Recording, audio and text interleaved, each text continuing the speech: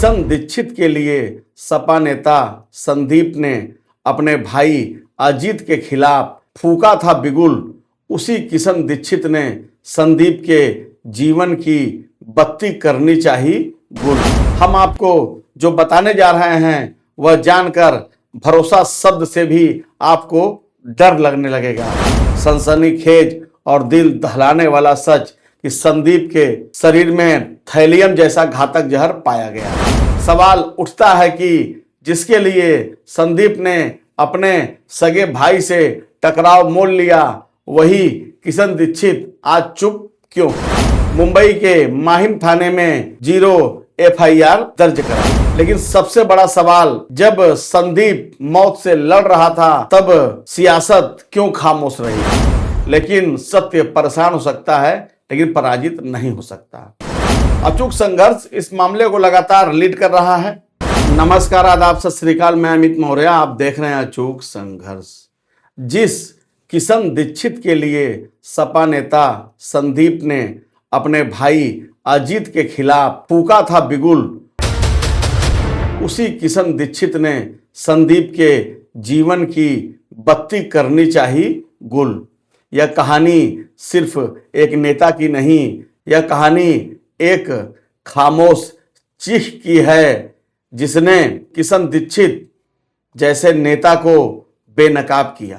वाराणसी के संदीप सिंह स्वर्णकार, जिन्होंने जमीनी सिपाही से समाजवादी छात्र सभा के राष्ट्रीय महासचिव तक का सफर किया, करीब 20 साल की राजनीतिक निष्ठा, आंदोलन और संघर्ष, लेकिन दिनांक 26 फरवरी 2025 को जिंदगी ने अचानक एक खतरनाक मोड़ ले लिया। और यह मोड़ किशन दीक्षित, प्रवीण यादव, बच्चा, अंकित रस्तोगी और माफिया डॉन ब्रिजेश के करीबी राजेश यादव के वजह से हुआ।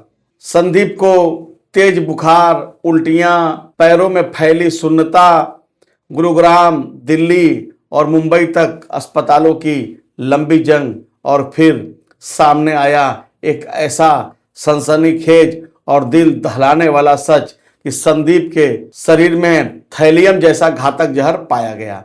दोस्तों, थैलियम जहर वो जहर है जो सद्दाम हुसैन अपने दुश्मनों को खिलाकर मरवा देता था, या जिस पर उसको शक हो उसको बुलाकर खिला देता था। थैलियम का न कोई कलर होता है, न कोई स्वाद होता है, इसलिए उसको खाने में मिलाकर बहुत आसानी से किसी को भी मारा जा सकता है। संदीप जिंदा तो बचा, लेकिन सामान्य जीवन से आज भी वह बहुत दूर है। इसी बीच पत्नी खुशबू सिंह ने मुंबई के माहिम थाने में 0 FIR दर्ज कराई। FIR में 4 नाम उन्होंने कोड भी कराए हैं। किशन दीक्षित, प्रवीण यादव उर्फ बच्चा, माफिया डॉन ब्रिजेश का करीबी राजेश यादव और अंकित रस्तोगी, जिसका राजनीतिक और आपराधिक साया इस मामले को और गहरा करता है। लेकिन सबसे बड़ा सवाल, जब संदीप मौत से लड़ रहा था तब सियासत क्यों खामोश रही? अस्पताल पहुंचे गिने चुने नेता, एक फोन कॉल अखिलेश यादव का, और फिर लंबा सन्नाटा। वह पार्टी जो छोटी घटनाओं पर अपने कार्यकर्ताओं के लिए सड़क पर उतर आती है, वहीं दूसरी तरफ समाजवादी छात्र सभा के राष्ट्रीय महासचिव स्तर के नेता पर क्यों अखिलेश यादव आगे नहीं आए? क्यों नहीं उनकी मदद की?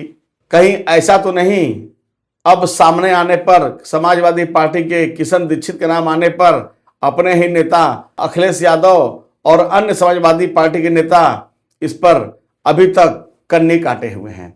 लगभग 11 महीने बीत चुके हैं। न ही निष्पक्ष जांच की मांग, न दोषियों पर सवाल। क्या यह चुप्पी किसी को बचाने की मजबूरी है, या साजिश के तार सत्ता और संगठन के बीच जो भीतर तक जुड़े हुए प्रतीत हो रहे हैं?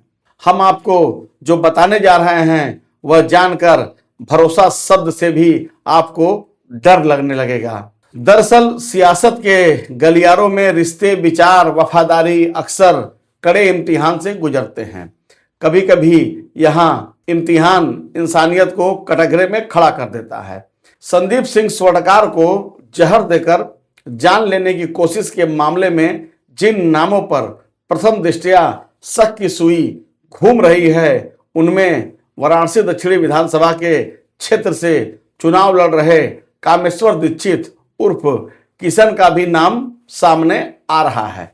यह वही किशन दीक्षित है जिसके लिए संदीप सिंह ने सड़क पर लाठियां तक खाई। आप स्क्रीन पर वीडियो में देख सकते हैं कि संदीप सिंह ने कैसे कैसे किशन दीक्षित पर पड़ने वाले पुलिस की लाठियां संदीप सिंह स्वर्णकार ने खुद ही खाया।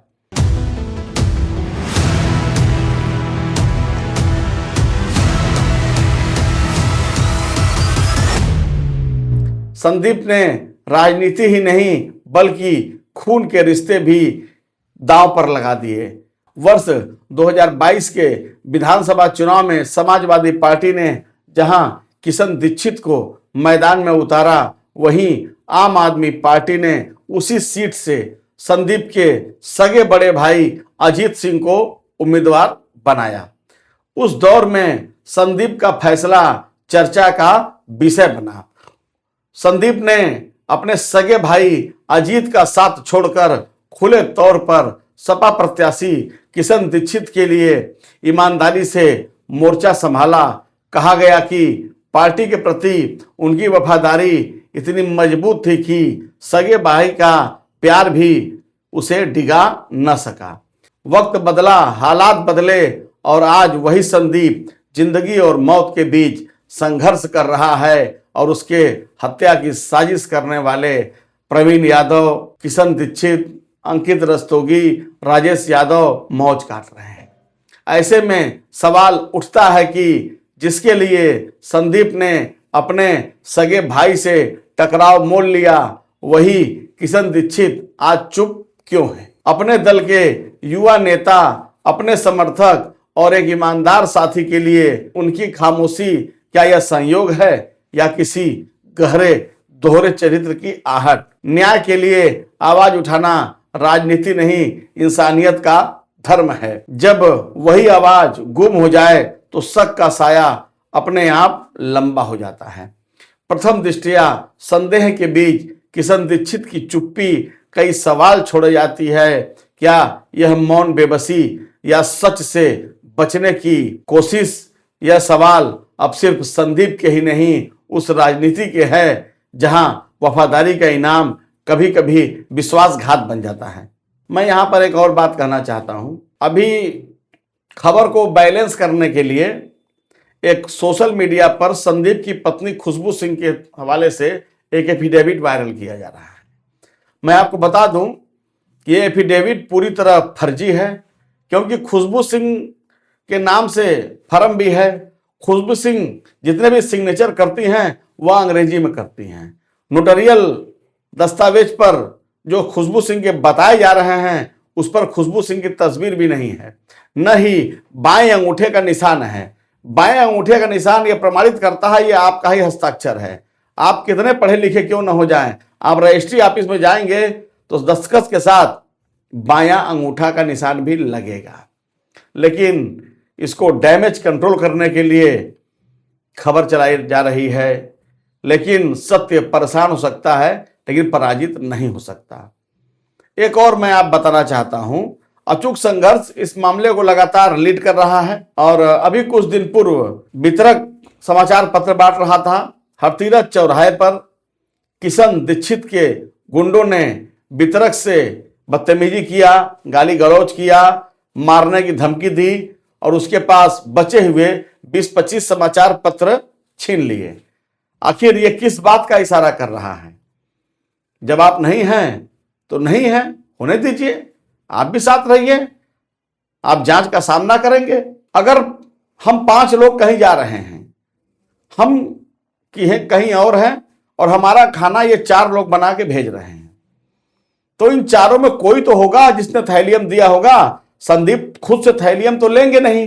हो सकता है इसमें किशन दीक्षित का हाथ न हो, यह भी हो सकता है उनके जानकारी में हो।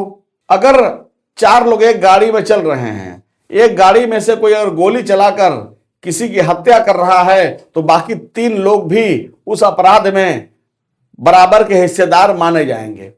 अगर प्रवीण यादव या अंकित रस्तोगी या राजेश यादव या किशन दीक्षित इसमें से किसी एक ने भी अगर थैलियम संदीप को दिया है तो बाकी 3 लोग स्वतः मुलजिम बनेंगे। बड़ी जमाना खराब आ गया है दोस्तों।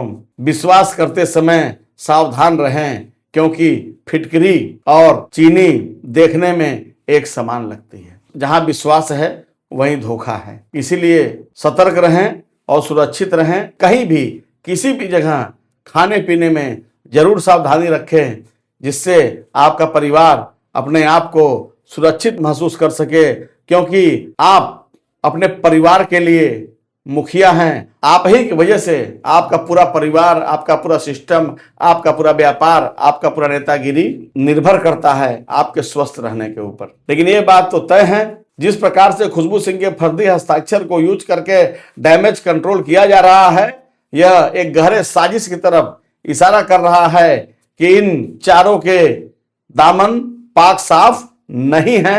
नमो बुद्धाय, जय संविधान।